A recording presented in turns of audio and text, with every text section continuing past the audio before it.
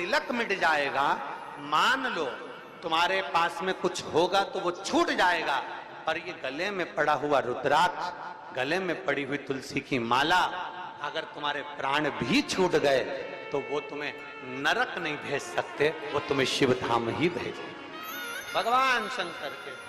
और बहुत बहुत सुंदर भाव कहा है, ध्यान देना। कोई कहे कि गुरुजी हम नारायण को भजने वाले हैं, हम मरेंगे तो बैकुंठ जाएंगे। कोई कहे हम राम को भजने वाले हैं, हम मरेंगे तो बैकुंठ जाएंगे। कोई कहे हम कृष्ण को मानने वाले हैं, हम मरेंगे तो बैकुंठ जाएंगे। कोई कहे हम दत्त को मानने वाले हैं, हम मरेंगे तो हम बैकुंठ जाएंगे। जरा एक बार लिंग पुराण को उठाकर पढ़िएगा, एक बार स्कंद पुराण को उठाकर पढ़िएगा, एक बार गर्ग संहिता को पढ़िएगा, एक बार शिव महापुराण का स्मरण करिएगा, और एक बार ब्रह्म वैवर्त पुराण को भी पढ़िएगा, और एक बार अगर मौका मिल जाए तो नर्मदा पुराण का स्मरण करिएगा, जिसमें स्पष्ट कहा गया, और गरुड़ पुराण को भी अगर ध्यान से पढ़ेंगे तो उसमें भी स्पष्ट किया गया है, पद्म पुराण में भी स्पष्ट किया गया है कि चाहे तुम राम का स्मरण कर रहे हो, चाहे तुम कृष्ण का स्मरण कर रहे हो, चाहे तुम दत्त का स्मरण कर रहे हो, चाहे तुम किसी देवी का स्मरण कर रहे हो, चाहे तुम किसी देवता का स्मरण कर रहे हो, पर जब जीव के प्राण छूटते हैं, प्राण छूटने के समय पर यमलोक से जो यमदूत मृत्यु लोक में आते हैं, सबसे पहले देवाधिदेव महादेव के पास जाकर पूछते हैं कि मैं इस जीव को ले जाना चाहता हूं, आपकी आज्ञा हो तो ले जाऊं। तब शंकर भगवान जब आज्ञा करते हैं, तब जाकर मृत्यु लोक से कोई आत्मा को लेकर जाया जाता है, कोई जीव को लेकर जाया जाता है। शिव आज्ञा नहीं करे तो कोई जीव को नहीं ले जा। राम को भजोगे तो भी आज्ञा शंकर ही करेंगे, कृष्ण को भजोगे तो भी आज्ञा शिव ही। तुम ये मत सोचना कि मैंने चतुर्थी का व्रत करा तो मेरे को माता जी वर दे देंगे, वर भी देना है। आप शनिवार का व्रत कर लीजिए, मंगलवार का व्रत कर लीजिए, सोमवार का व्रत कर लीजिए, आप सारे देवताओं का व्रत कर लो, किसी भी देवी का व्रत कर लो, किसी भी देवता का व्रत कर लो, गणेश जी का व्रत कर लो, चाहे ब्रह्मा जी का व्रत कर लो, चाहे किसी देवता का व्रत कर लो, उसका फल बिना शंकर के पूछे मिल नहीं सकता। शंकर जी जब आज्ञा करते हैं तब देवता पर फल प्रदान करते हैं। शिव आज्ञा करेंगे तो फल मिलेगा, शिव आज्ञा नहीं तो फल मिलेगा। इसलिए इस लाइन को फिर से गुनगुनाओ, तेरी कृपा, बोलो बोलो सब बोलो, तेरी कृपा बिना न हिले एक भी अणु, लेते हैं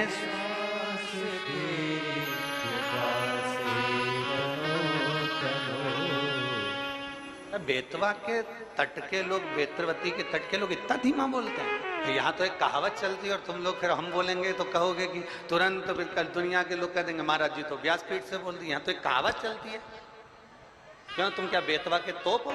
तो यहाँ तो कहावत चलती है और तुम जरा जम के तो बोलो हर हर। तो ये तो तुम्हारे भीतर एक बल उत्पन्न करता है। कोई भी व्रत कर लो, कोई भी अनुष्ठान कर लो, कोई भी पूजन कर लो, कोई भी शरणागति ग्रहण कर लो, बिना शिव के सब खाली है, बिना शंकर के सब खाली है, शिव के बिना सब अधूरा, शंकर के बिना सब सूना। जहां शिव नहीं, जहां शंकर नहीं, वहां इसलिए तेरी कृपा बिना नहीं एक भी अणु, लेते हैं श्वास की कृपा से तनो तनो। ये शिव की कृपा, ये उसकी उदाहरण। शंकर के मंदिर में एक लोटा जल नहीं चढ़ा सकते, शिव के मंदिर नहीं जा सकते, मस्तक पर त्रिपुंड नहीं लगा सकते। मान लो एक काम करो, अपने गले में एक रुद्राक्ष धारण, एक रुद्राक्ष धारण। अभी जहाँ कथा थी ओमकारेश्वर की कथा में, और एक छत्तीसगढ़ की कथा में हमने कहा था कि माँ अपने बच्चे के हाथ पैर में, माँ अपने बच्चे के हाथ पैर में काला डोरा बांध, अभी कथा में कहा था, आप लोगों ने सुना था। माँ अपने बच्चे के हाथ पैर में गले में काला डोरा बांधती है। क्यों बांधती है? बच्चे को नजर से बचाने के। फिर हमने कथा में कहा था बचपन में बच्चे के लिए काला डोरा बांधा जाता है, और बच्चा जब बड़ा हो जाए तो बचपन में बच्चे को नजर से निवेदन है कि उसके गले में एक रुद्राक्ष, एक तुलसी की माला जरूर बांध देना। बचपन में काला डोरा नजर से बचाता है और रुद्राक्ष और तुलसी की माला हमारे बच्चे को गलत काम से बचा लेती है, गलत जगह से बचा। अपने बच्चे को गलत संस्कारों से, गलत जगह से, गलत विचारों से, गलत दृष्टि से, गलत सोच से बचाना है तो अपने बच्चे के गले में एक रुद्राक्ष, एक तुलसी की माला का होना जरूरी है। एक रुद्राक्ष पहना दो। हंसे दुनिया हंसे तो, कहे दुनिया कहे तो, बोले दुनिया बोले तो। महाराज 6 सूत्र में से फिर अगला सूत्र देवऋषि नारद को कहा गया कि नारद अगला सूत्र है, जो सूत्र है 4थे नंबर का, पंचाक्षर मंत्र का जाप अपने मुख से करते रहो। नमः शिवाय, नमः शिवाय, नमः शिवाय, नमः शिवाय, नमः शिवाय। पंचाक्षर मंत्र का जाप जितना बन सके उतना करो। पंचाक्षर मंत्र का जाप ना कर सको, षडाक्षर मंत्र का जाप करिए। ओम नमः शिवाय। षडाक्षर मंत्र का जाप नहीं कर सकते तो श्री शिवाय नमस्तुभ्यम का जाप करिए। और इतना भी नहीं कर सकते तो जो तुम्हारे गुरु ने तुमको मंत्र प्रदान कर दिया उस मंत्र का जाप करते रहो तो भी शिव कृपा होगी। जो दिया पंचाक्षर जपो, षडाक्षर जपो, ना बन सके तो श्री शिवाय हम, एक बार जम के बोलो जरा, श्री शिवाय हम जपिए। भगवान शंकर की शरणागति ग्रहण करिए, शिव तत्व को प्राप्त करिए, शिव की शरणागति को प्राप्त करिए। एक माँ ने पत्र में लिखा, सोच में पड़ गए 9 वर्ष के बाद तो भगवान ने संतान दी और वो भी बच्चा बता रहे हैं कि ठीक नहीं है, इसकी सोनोग्राफी में आया और इसको अपने मुख से भगवान के मंत्र का जाप, पंचाक्षर मंत्र का जाप करना, ये भगवान शिव के मंत्र का जाप। भगवान शिव तेरे डमरू की धुन सुन के मैं काशी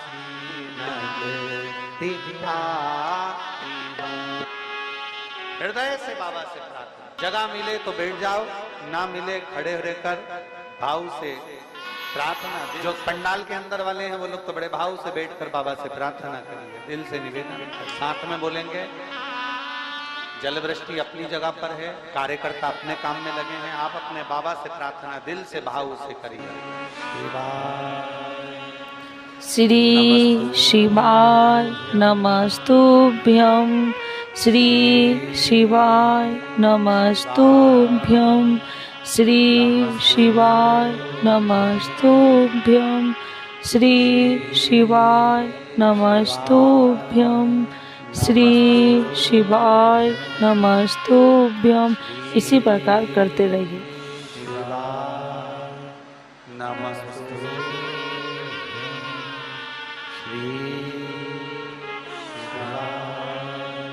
नमस्ते भोला सब दुख काटो हमारा, ओ भोला सब दुख काटो हमारा। शिव शंकर जपो तेरी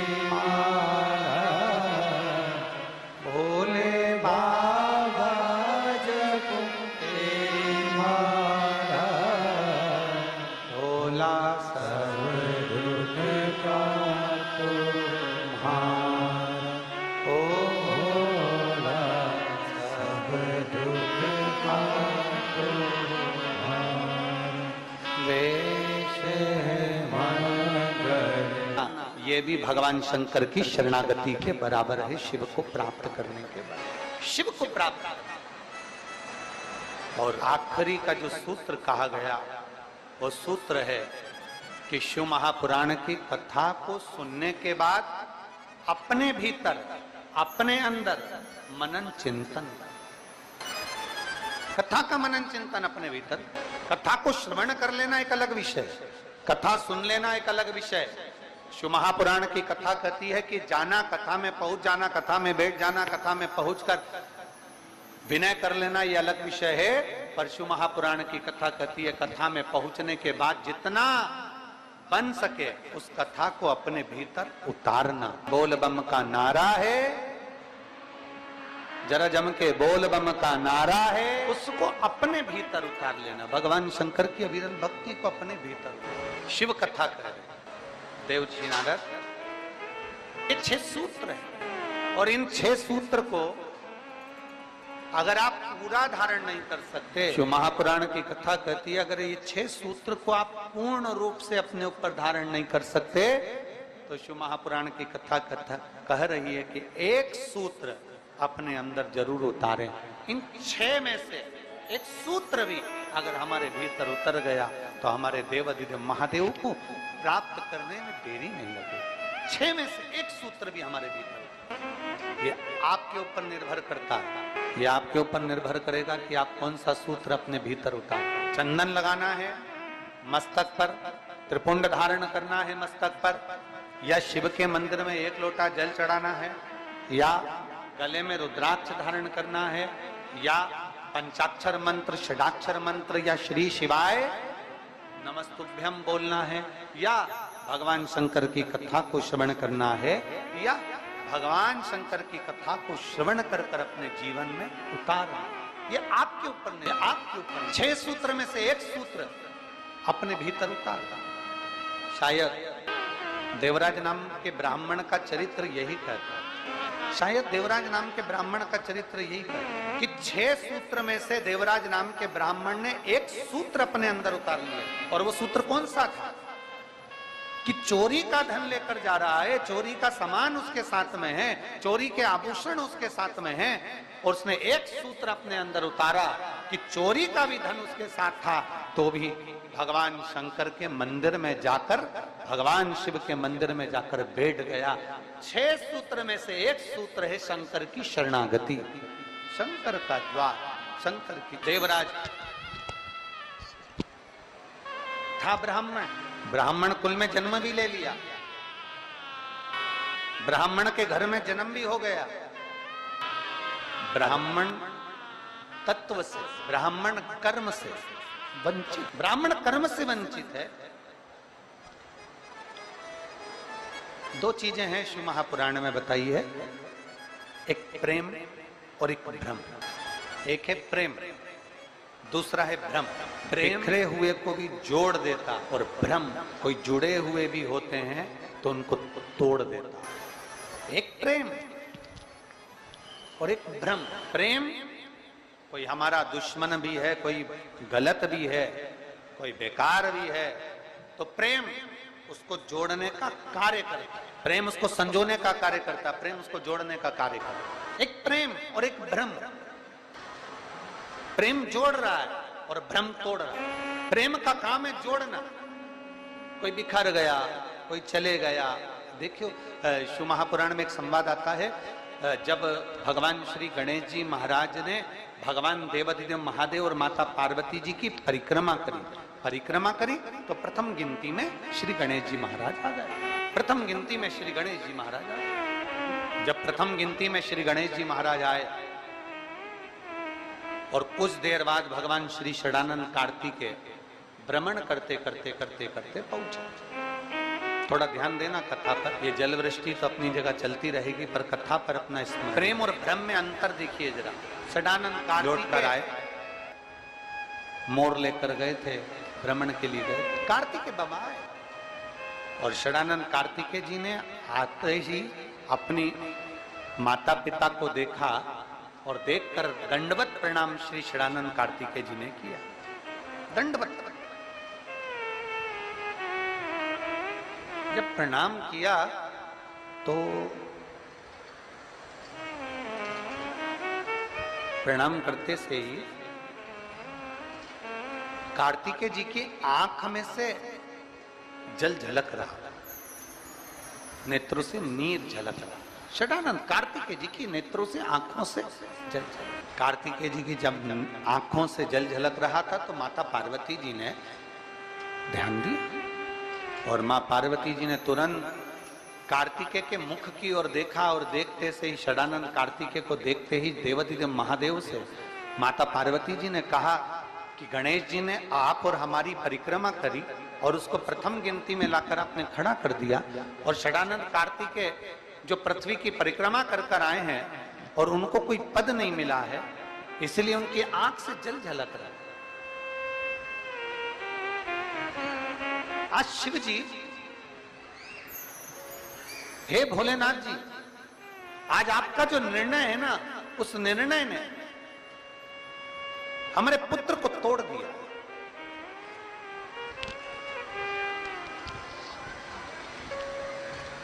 आज जो आपका निर्णय, इस निर्णय ने हमारे बेटों को तोड़ दिया। ये निर्णय कोई श्रेष्ठ नहीं हुआ, और निर्णय ब्रह्म हो गया। ब्रह्म गणेश जी आपकी और हमारी परिक्रमा कर ली है। गणेश जी ने आपकी और हमारी परिक्रमा कर ली और वो प्रथम गिनती में आ गए, और यहाँ षडानंद कार्तिकेय पूर्ण पृथ्वी की परिक्रमा कर कर आए और उनको कोई पद नहीं मिला। ये निर्णय कुछ ब्रह्म में हो गया। और पार्वती जी ने देवादिदेव महादेव से कहा, बाबा ओघड़दानी, प्रभु स्वामी, बस यही बात है कि प्रेम जोड़ता है, भ्रम तोड़ता है, और ब्रह्म ने तोड़ दिया। षडानंद कार्तिकेय रुष्ट होकर श्री शैलम पर चले गए, और श्री शैलम पर जाकर षडानंद कार्तिकेय जी अपनी साधना में, अपने मौन होकर अपनी तप साधना में बैठ, षडानंद कार्तिकेय जी अपनी तप साधना में मौन होकर बैठ गए।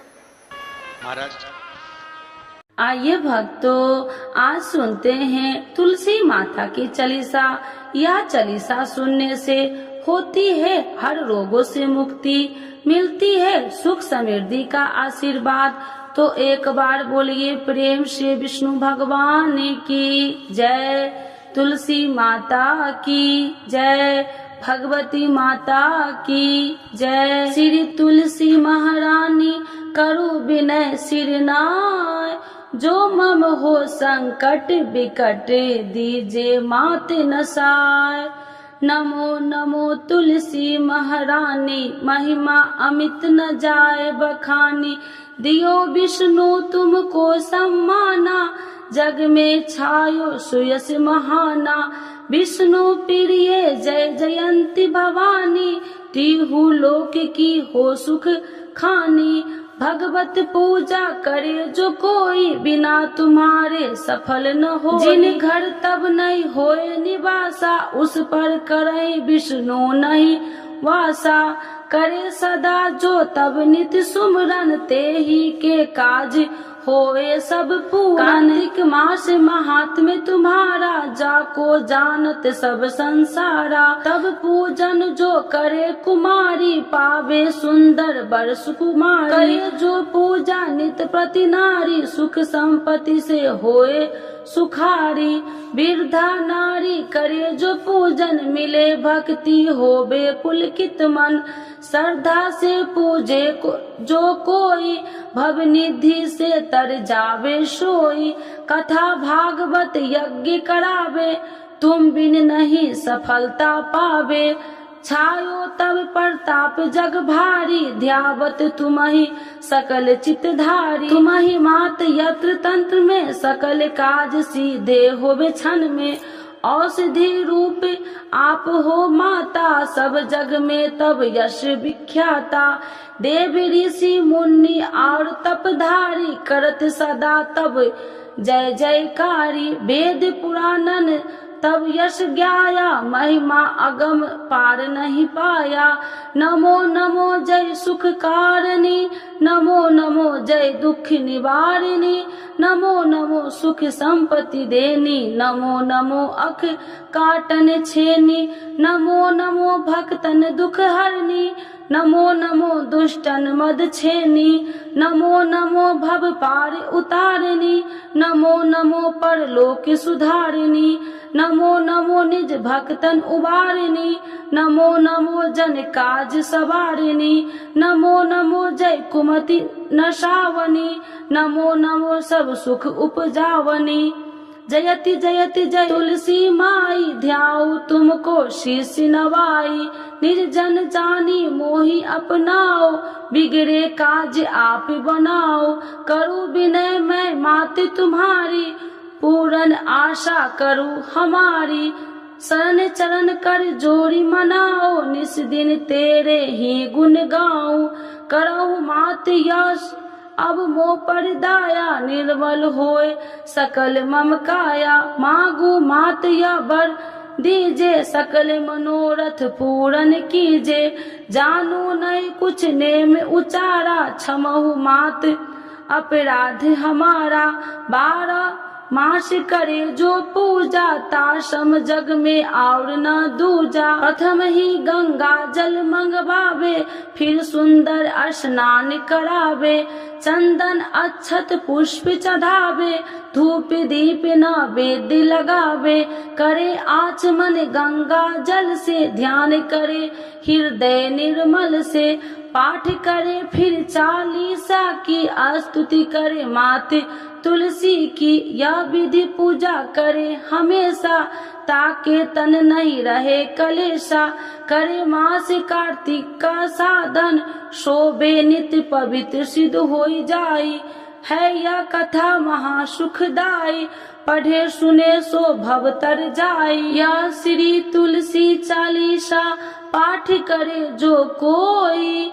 गोविंद सो फल पावही, जो मन इच्छा होई। तो एक बार बोलिए प्रेम से विष्णु भगवान की जय, तुलसी माता की जय, भगवती माता की जय, सर्व देवी देवताओं की जय।